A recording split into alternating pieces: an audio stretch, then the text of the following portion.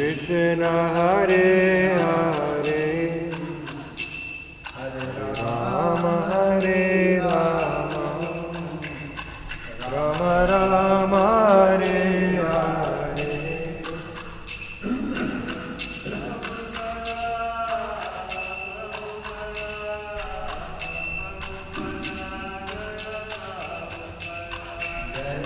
Prabhupada, Prabhupada, Prabhupada, Prabhupada.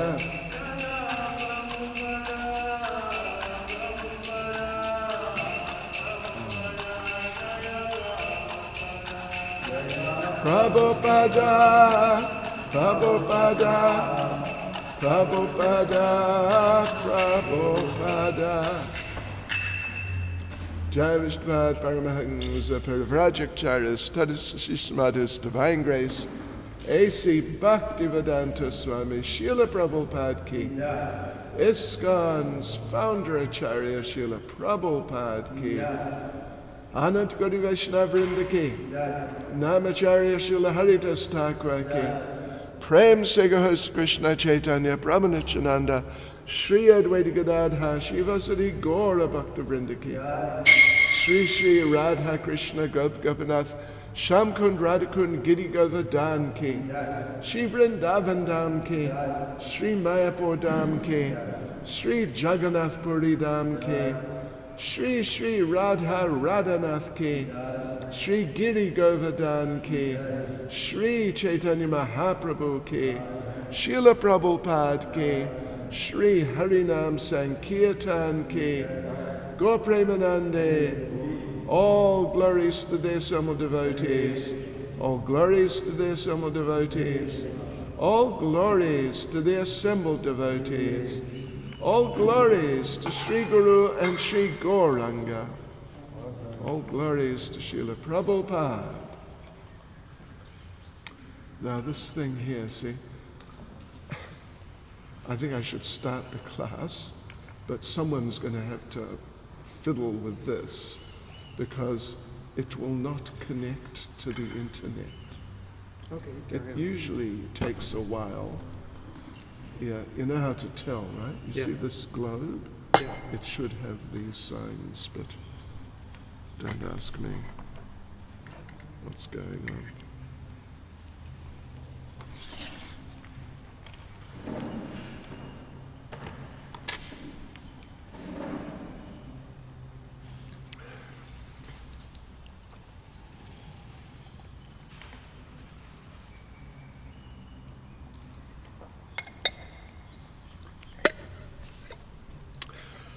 Om Namo Bhagavate Vasudevaya.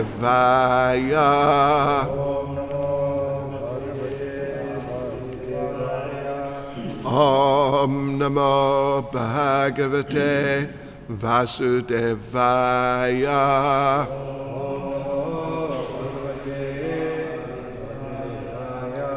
Om Namo Bhagavate Vasudevaya.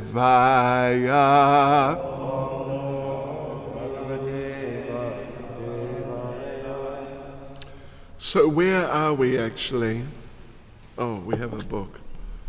I mean, I could just use the computer, might be simpler. It will be. I'll just use the computer. Let's see here. So it's volume 2, and it's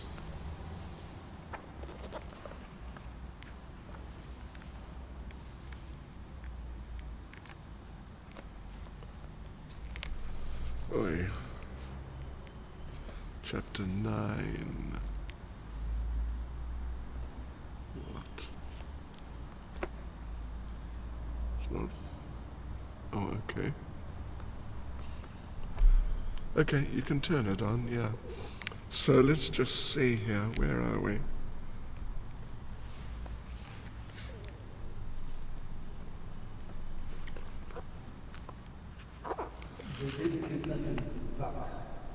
Uh-huh. I've got the place. I just got to locate it here. Yeah, it's okay. And I don't know about the computer. The thugs.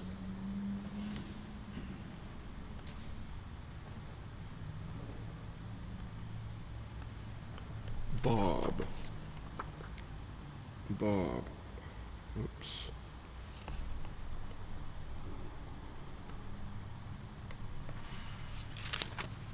Yes, I think it's on the other page.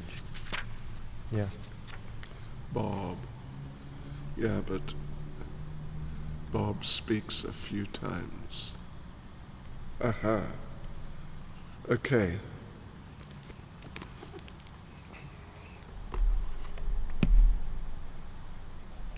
Did I chant Om Namo Bhagavate? Yeah. Yeah, I did, okay.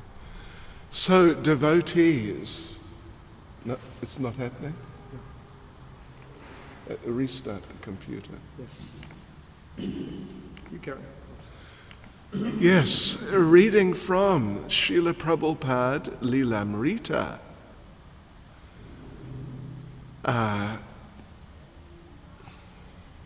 Chapter 20, Stay High Forever.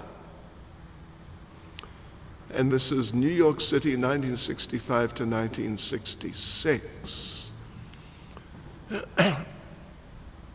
Okay. Bob. All his disciples were there around his feet.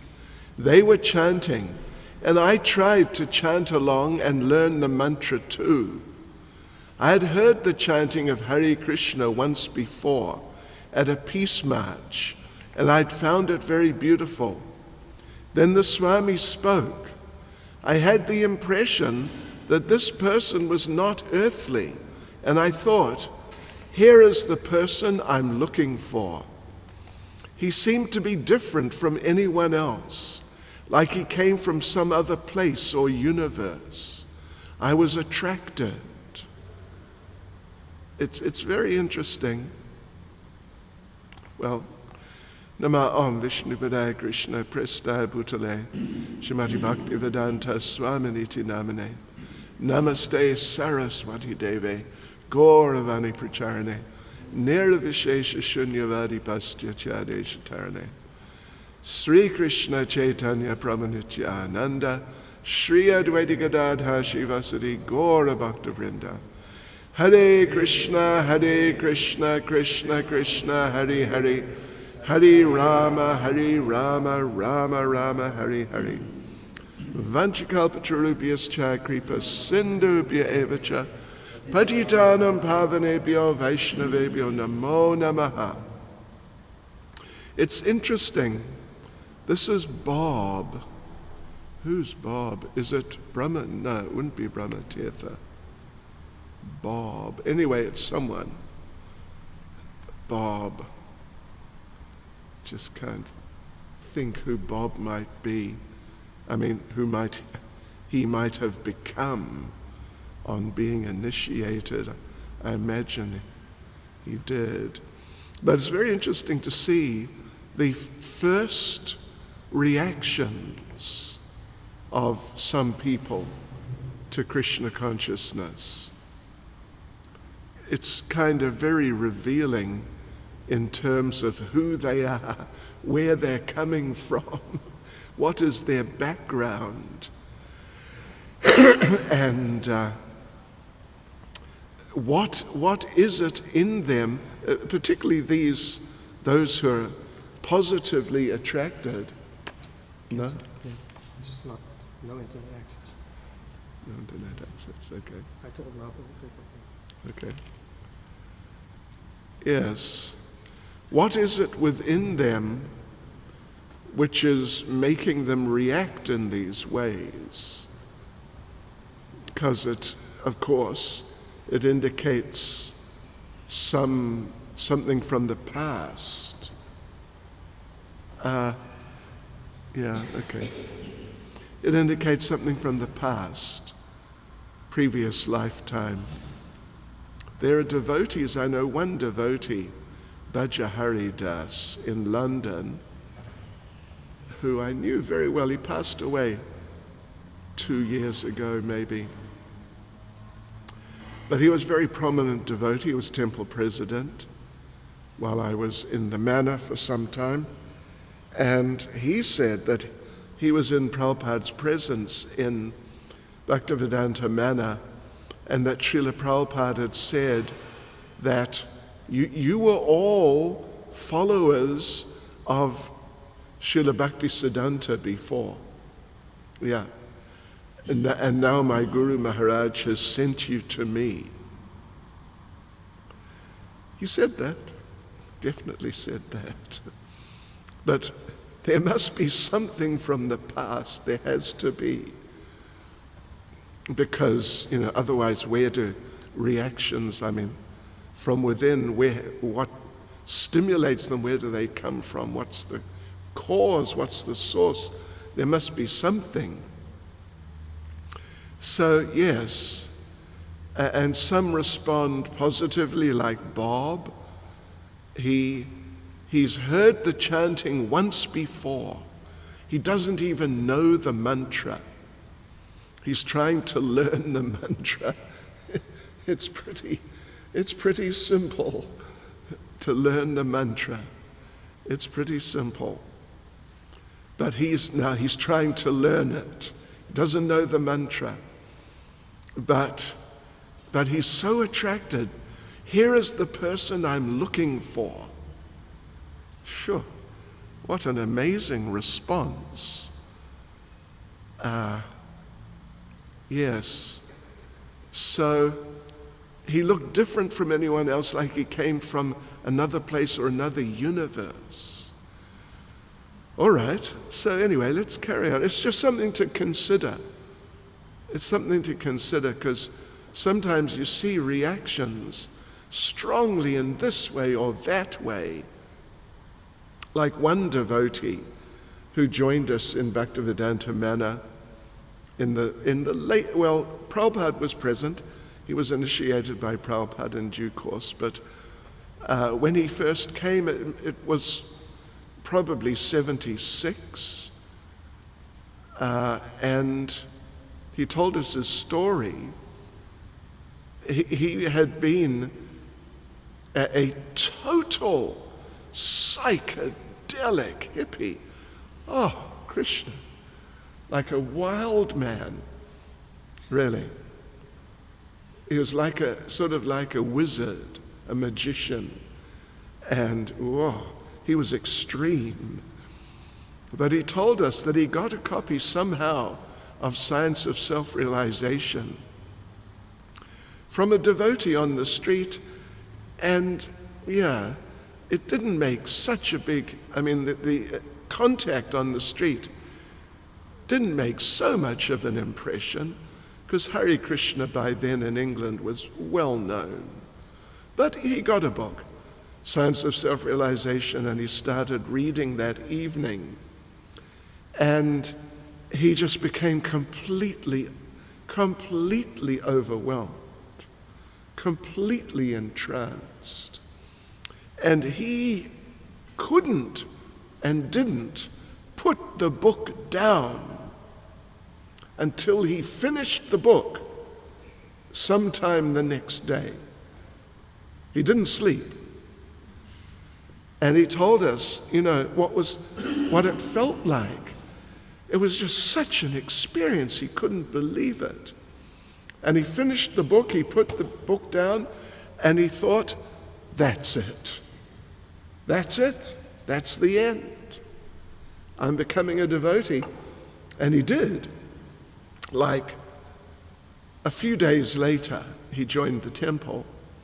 But what happened also in the meantime was he thought he'd had this experience. It was like completely life-changing.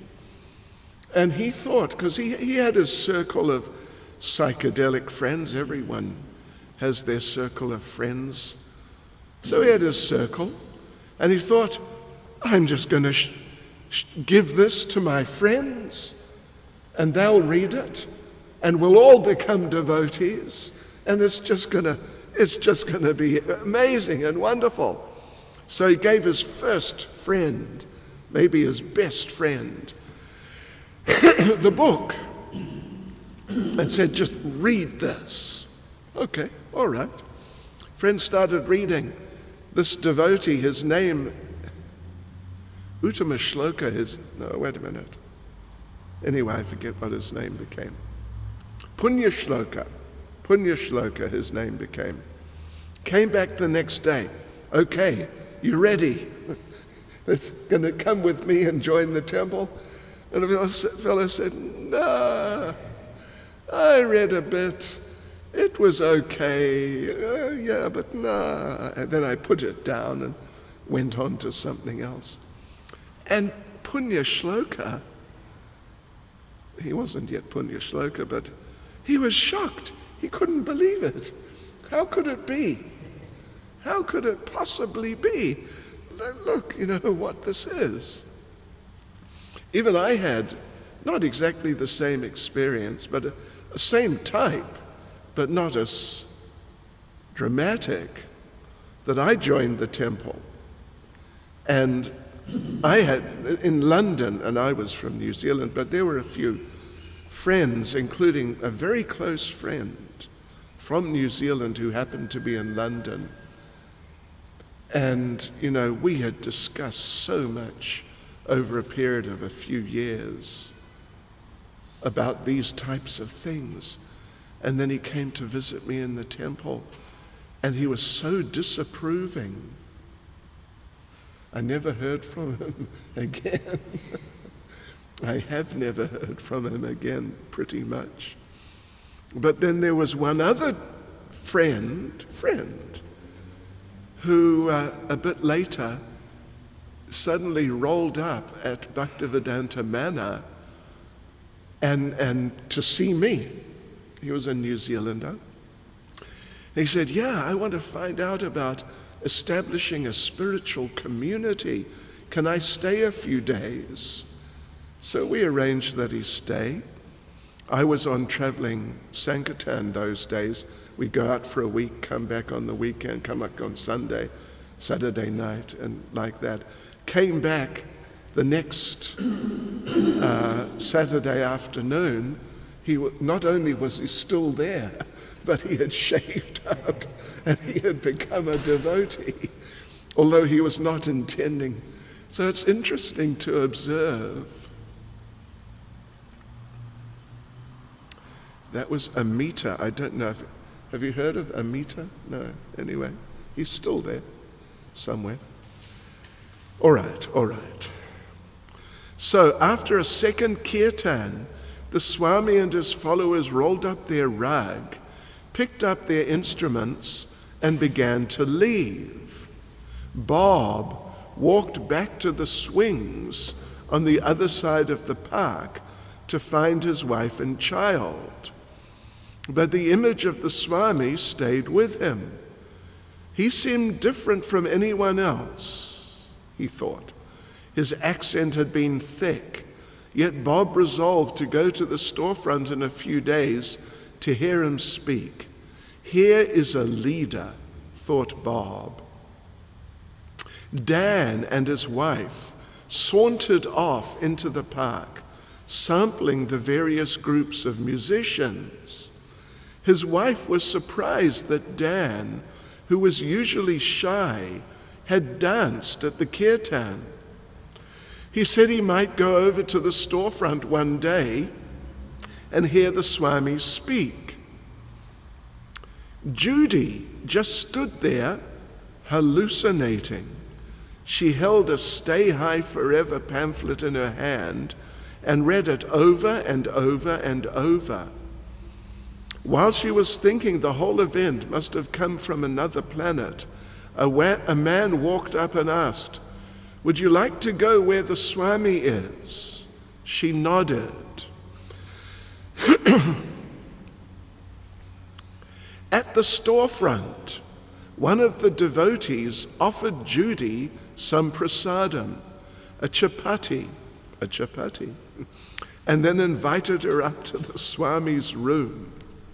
Upstairs, she entered the large front room, which was filled with fragrant smoke. There were tall flower vases, and sesame seeds were on the floor. She saw the Swami bow before the little picture of Lord Chaitanya and his associates, and then stand up and leave the room, closing the door behind him. Judy decided that he must have been bowing to the floor itself.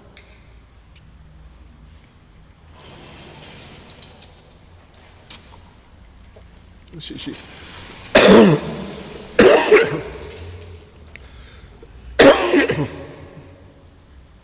Sorry.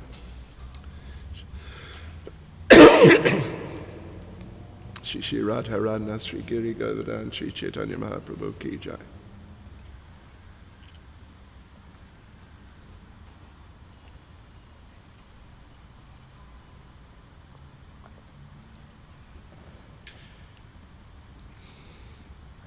Around her, everyone was softly chanting on beads, and although she couldn't make out the words, it seemed peaceful. Well, at least everyone was softly chanting. You know, in the good old days, some devotees, I mean, not so often, but I mean, it was definitely a bit often, would just chant like, you know, almost like they're going mad. I mean, certainly if a real outsider saw them, they would definitely think that something is quite wrong here. And occasionally a few of them, Madhavi Prabhu was one, would bang their heads against the wall. Seriously. It was really, I tell you what, it became an esoteric scene. I mean, it was. Yeah, okay.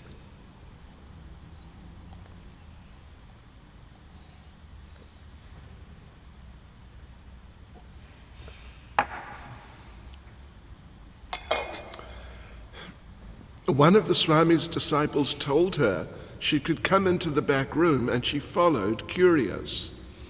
The Swami was sitting there on his mat looking effulgent. There were about 10 other people in the room. Prabhupada asked her if she liked the chanting in the park, and she replied, "I loved it." "Do you live near here?" he asked.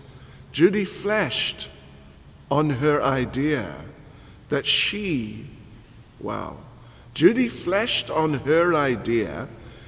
was the all-pervading truth, and answered in a way which she thought must have sounded very mystical. "Oh, I live very near." "Good," said Swamiji. "Then you can come for our morning kirtan in class."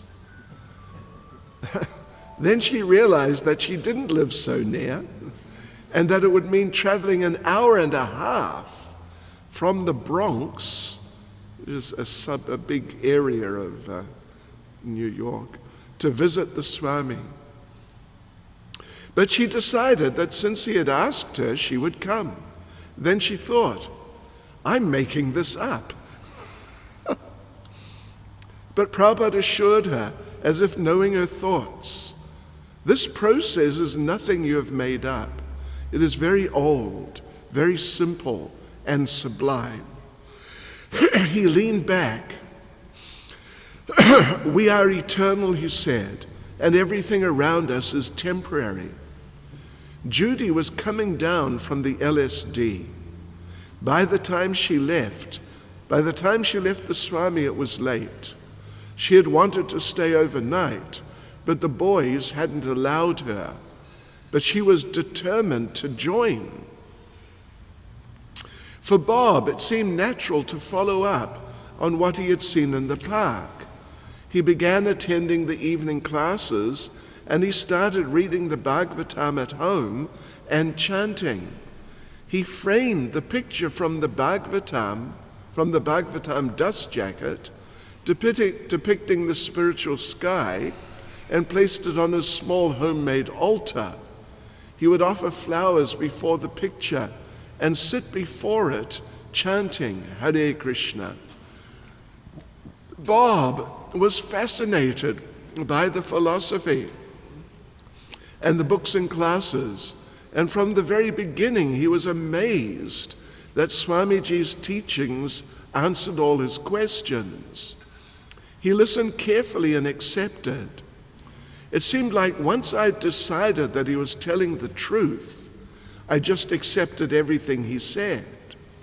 Not that part of it was the truth and the rest of it I would have to think about. October 19th. I imagine it's 66. It was Monday evening after the Sunday kirtan in the park, and Dan arrived at the storefront for kirtan. The kirtan was in full swing, and when he entered, the first thing he noticed was some people playing on the innards of an upright piano leaning against the wall near the door. A boy handed him some wooden sticks, and he sat down and joined in the kirtan. Then came the Swami's lecture, which Dan thought was long and serious, about how sexual desire causes bondage and suffering.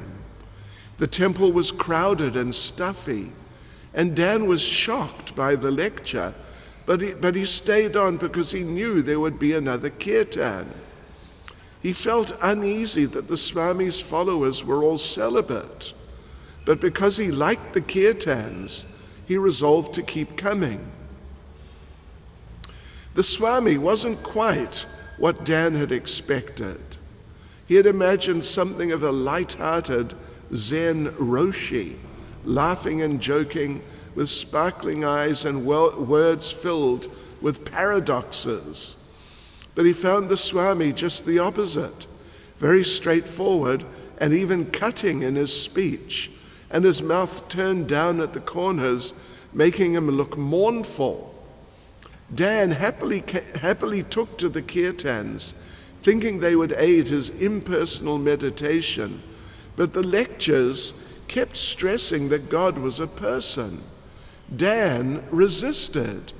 He mentally debated with Prabhupada. He was partial to Dr. Radhakrishnan's interpretation of the Gita, and yet the Swami often launched ruthless attacks against such impersonal ideas.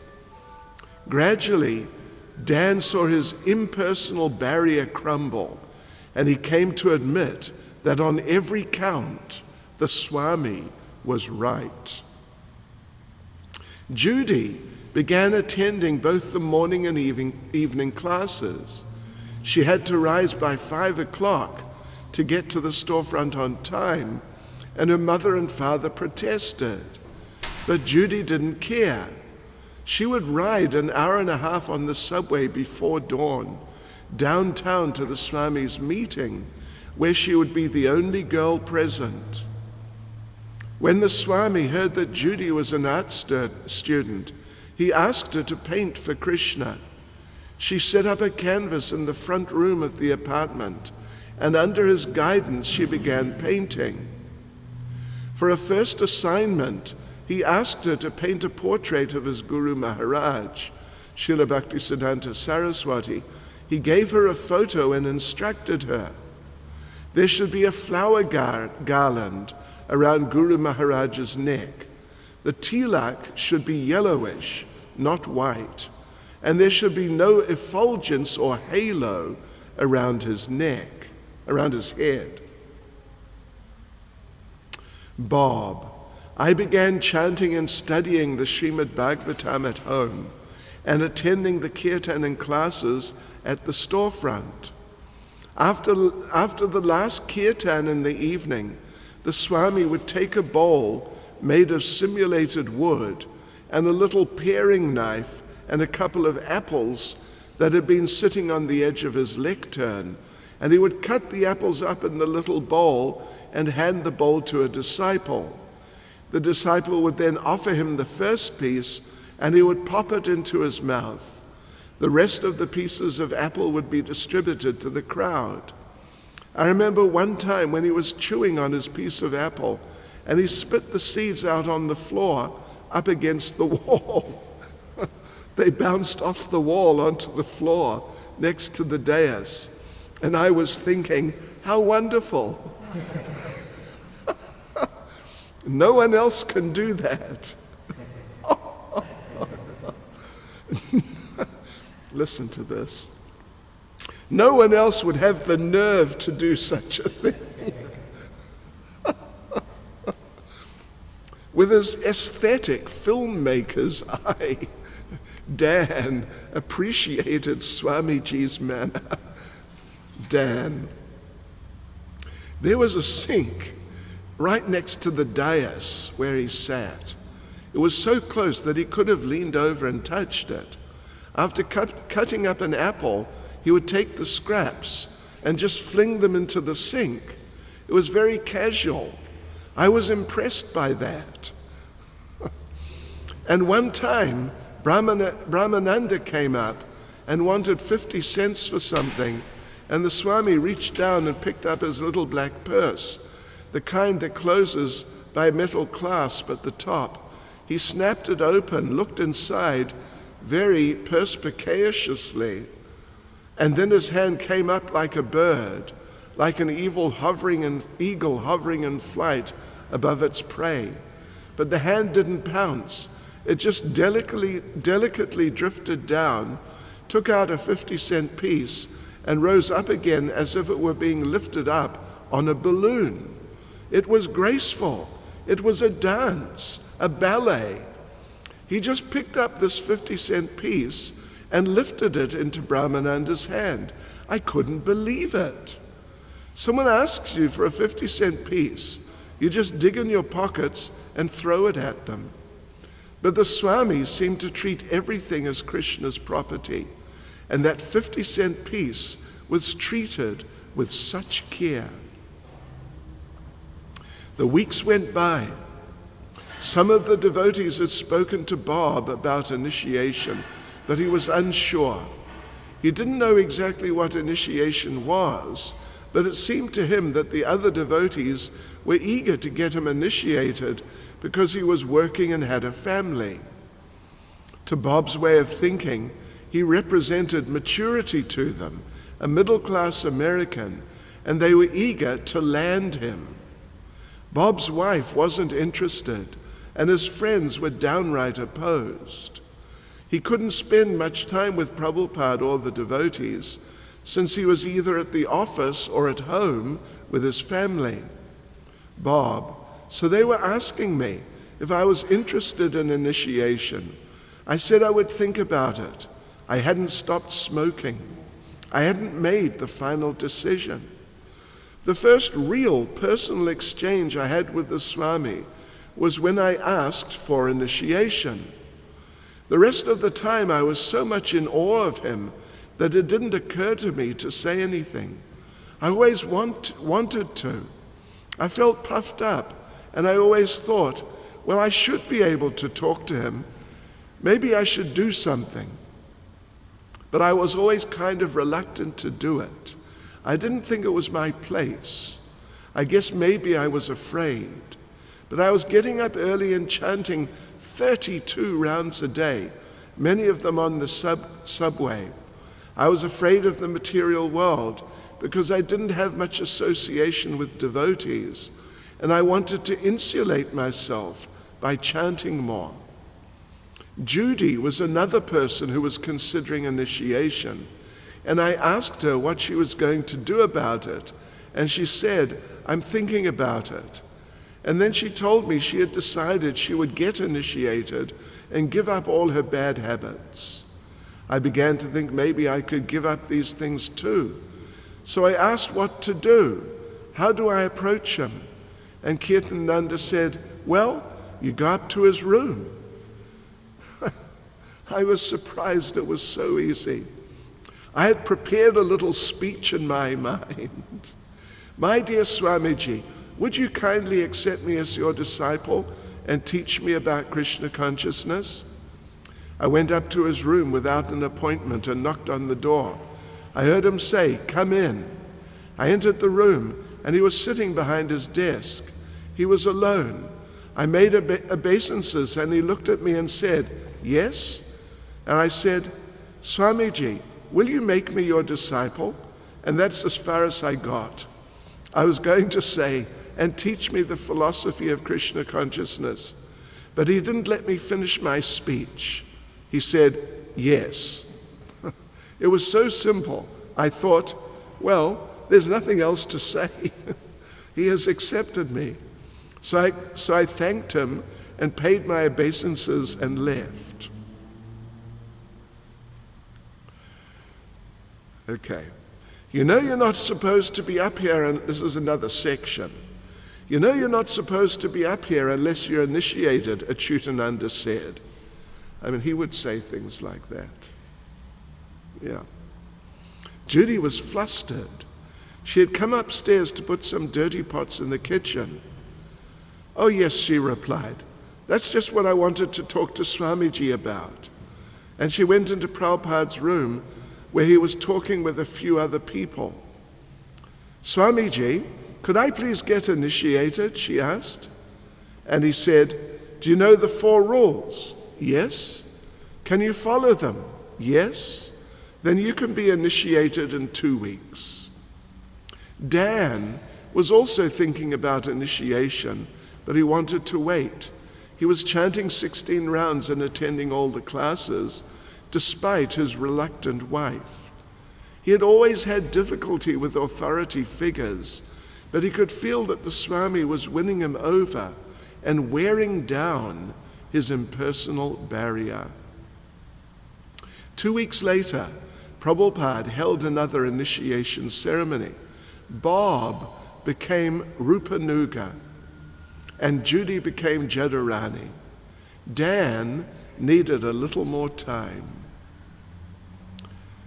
So now we go into chapter 21, Beyond the Lower East Side. So there's a little introduction by Brahmananda. But we were shocked that he was going to leave. I never thought that Krishna consciousness would go beyond the Lower East Side, what to speak of New York City. I thought that this was it, and it would stay here eternally. Brahmananda. So Hare Krishna was becoming popular. Regular kirtans in the park, newspaper coverage. Hayagriva called it the Hare Krishna explosion. The Lower East Side hippies considered the chanting of Hare Krishna one of the grooviest things happening. And I must admit, when I started sort of taking an interest, it was definitely, the young people considered it really groovy. It was cool to chant Hare Krishna. It really was cool. So the Lower East Side hippies considered the chanting of Hare Krishna one of the grooviest things happening, quote unquote, and that the Swami's disciples didn't that the Swami's disciples didn't take LSD seemed to affect their popularity. The devotees were accepted as angelic people, carrying the peaceful chanting to others and offering free food and a free place to stay. You could get the most interesting vegetarian food free at their place if you went at the right time. And in their storefront on the shelf by the door were books from India. In the clubs, local musicians played the melody that they'd picked up from the Swami when he chanted in the park and at the temple. The Lower East Side was a neighborhood of artists and musicians, and now it was also the neighborhood of Hare Krishna. Burton Green. Musicians were influenced by it, the Krishna chant, Govinda Jai Jai, and other chants. I used some of those chants when I recorded. A lot of musicians reached out for this in different ways. we would explode in a short time and blow off, but then keep the chant underneath as a basis. A lot of people found that spiritual vibration even in the midst of the heavy music they were doing. They were becoming devotee musicians, unquote. Evening kirtans were always big. Brahmananda used to stand by the back door every night and watch the room fill up until there was no place left to sit. There was a lot of interest in the group chanting and music making, but after the kirtan, when the talk was to begin, people would start to leave. It was not uncommon for half the audience to leave before the talk began, and sometimes people would leave in the middle of the lecture. One evening, Allen Ginsberg brought Ed Sanders and Tuli Kupferberg of the Fugs to the meeting. The Fugs, a local group that had made a name for themselves, specialized in obscene lyrics. Oh yes, we knew about the Fugs.